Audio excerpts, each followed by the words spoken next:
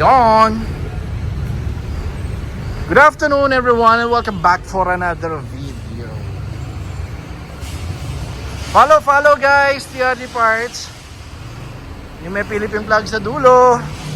And TRD Parts sa YouTube channel din natin. Yan.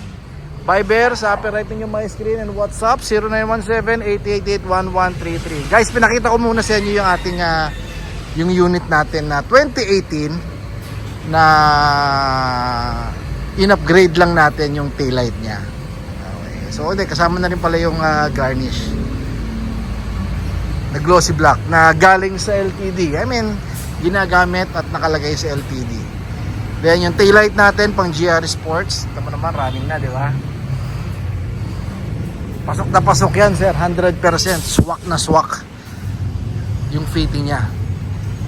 So yun ang gagawin natin ngayon. So inon din natin yung hazard ni Fortuner 2023 na G.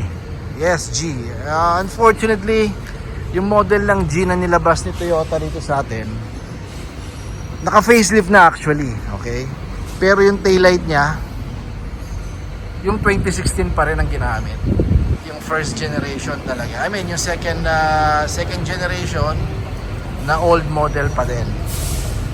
Nakakalungkot, di ba? Kasi 2023 na to supposedly dapat ganito na Okay, so ikakabit natin ngayon kay sir at i-upgrade niya is yung GRS o GR Sports na taillight.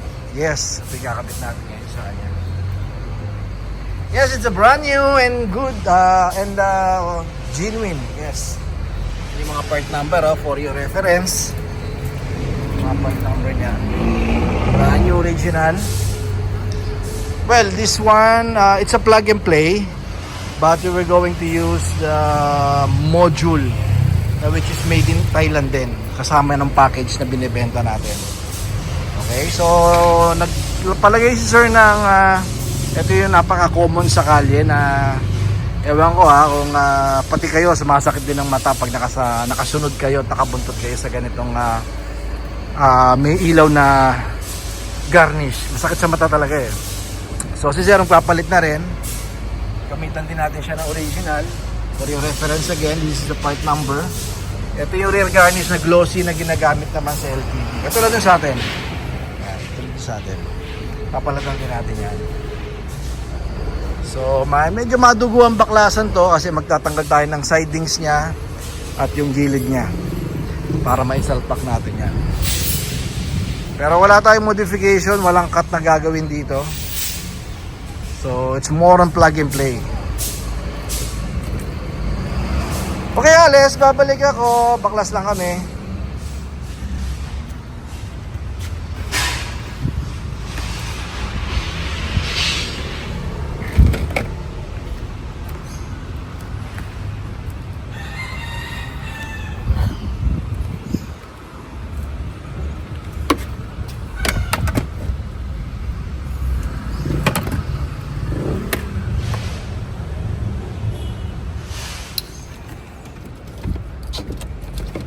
Backlight niya na, ano mo na? Reverse light?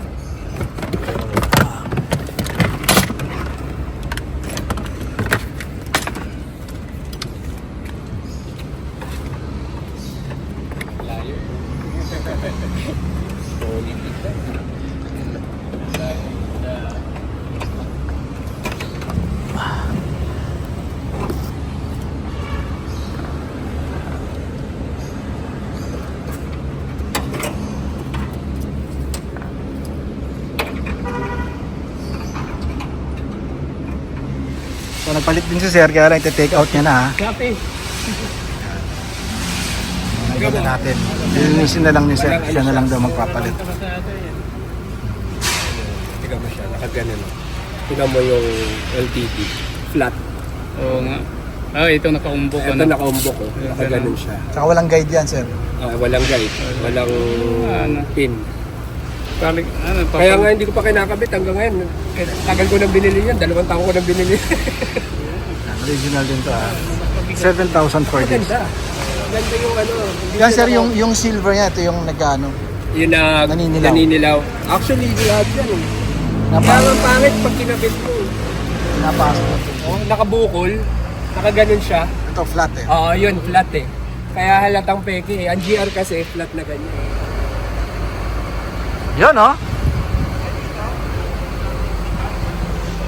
Once again, this is a 2023 na base model, which is G variant, okay? Yun lang kasi sa level, sa entry kasi ng Fortuner na 2021 na mga facelifted, ito lang na G hanggang sa 2024, simula 2021. Yung mga G variant kasi, ang ginagamit pa din na taillight, o ni Toyota na ginamit na taillight, is yung stock pa din nung mga 2016. Okay, unlike dun sa V, Q, LTD, and GR Sports, ganito na ginagamit. Okay, so kakaiba rito sa pinalit natin ni Sir, sa ginawang upgrade natin, ang kinabit natin sa kanya is the GR Sports variant or LTD variant na taillight. Kaya makapansin mo, sequential. You can check out guys dun sa mga V variant nyo, Q variant, blinking type lang. Unlike this one, ang kinabit natin is sequential na. Although same pa din ang itsura, pero yung mechanism niya katulad ng signal light is running na. Check natin yung park light niya.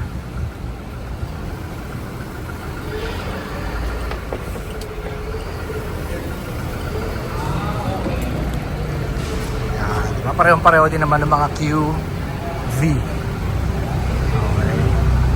So for this one, isang set kasama yung harness na ginamit natin kay Sir is 52,000. Magkakaroon tayo ng less kung naka-Q kayo o kaya V variant. Plug and play lang kasi yon, so hindi natin kailangan ng harness. Mas mababa ng konti. Okay, pero since ito, kinukonsider pa rin natin na 2016 kasi nga yung taillight niya is 2016 pa rin, kailangan natin ng conversion. Kaya kung mapapansin nyo, yung mga old Fortuner natin, walang signal light dito eh. Diba? Continuous lang yung park light dito, pero walang signal dito. Dito lang ang signal light nun. So kailangan natin pailawin din to.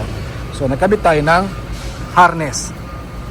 So anyway, yung harness naman natin, nabibili ng separate yon. Kung gusto niyo lang mag-upgrade, tapos nakabili kayo ng second hand, pwede nyo gamitin. So kasi yung harness na ginagamit natin, made in Thailand din kasi, okay? Hindi made in China.